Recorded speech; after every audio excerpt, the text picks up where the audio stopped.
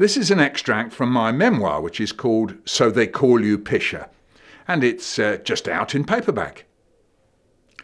Dave, my best friend at the time, lived in Stanmore and used to ask me over for Friday nights, what my father called Shabbos Benacht, as if we observed the eve of the Jewish Sabbath. I had never seen or done these Friday nights. At Dave's house there was Dave, his younger sister, his younger brother and his mum and dad. His mum was not a happy person and could turn every conversation into a comment about why she wasn't appreciated. His dad was a jazz musician who had given it up to sell shoes in Wembley Market. "Oh, it's not all about you selling shoes, Morris," said Dave's mother. "What do you think I do all day?" When I arrived at the house, he said, "Oh, lovely to see you, Michael. How's your auntie?" I said, "You don't know my auntie." "That's why I asked," he said. When we sat down, he said if I didn't have a couple, that's the little hat, I could put my hand over my head. God won't mind. "Why'd you say that, Morris? It makes it sound like I haven't got any spare. Just open the drawer and give the boy one." I put on a couple. Morris said the prayer, poured the wine into a silver cup and drank it. "Any of you men want some?" "Oh, for goodness sake, Morris. We were all communists once," Morris said, "but I could see that it doesn't work. It's human nature." "Oh, you don't know what you're talking about, Morris." "Do you like jazz, Michael?" said Dad. "I don't know," I said. "Music is the most important thing in the world," he said. "I could spend all day playing jazz." "I know," said Dave's mum. "And you would if it wasn't for me." "What size are you?" Morris said. 8. 8 already? What are you, a monster?" He went out the room and came back with a box. It was a pair of corduroy slippers. "Do you wear slippers?" he said. "No," I said. "Then sell them. I know a very good place in Wembley Market. It's run by a good man called Morris. Reminds me, a very old friend of mine was dying. He called out for his sons to come to his bedside. 'Harvey?' 'Here, Dad.' 'Monty?' 'Here, Dad.' 'Solly?'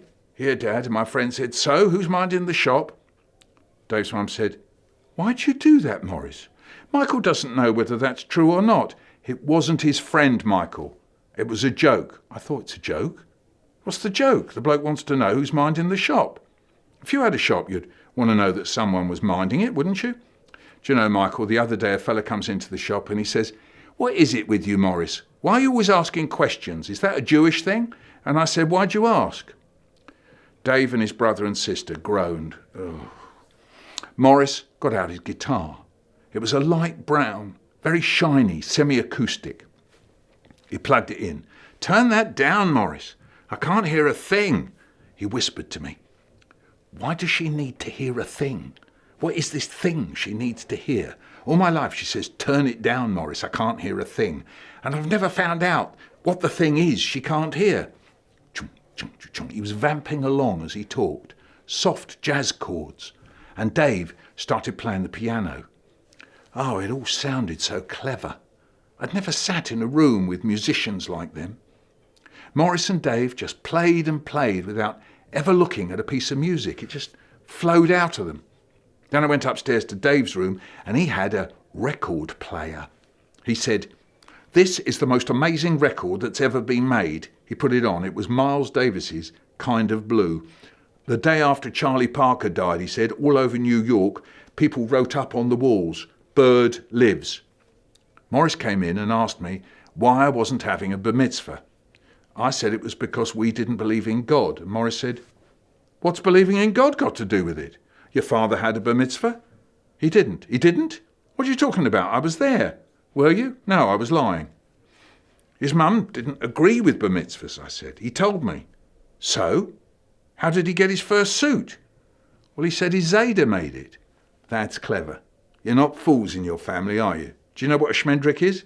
"No, it's a fool. Your father's no shmendrik." David had to learn speeches for the bar mitzvah. It involved reading pages of Hebrew. The books lay open in his bedroom. "Do you think there'll ever be socialism?" Morris said. "Yes," I said. "You're wrong," he said. "I see these people coming into Wembley Market. They come in my shop and I think, how can there be socialism when the world's full of schmucks?"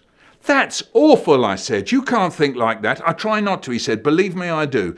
I'm just saying what I think. We have to say what we think. Don't you agree, Michael?" "Why do you talk such rubbish, Dad?" Dave said. "Do you think I talk rubbish, Michael?" I said, "No." "Then you're the first person in the world to think that. Let me shake your hand." Dave's mum put her head round the door. Don't leave your teacup there, Morris. I spent hours tidying up the last mess you left.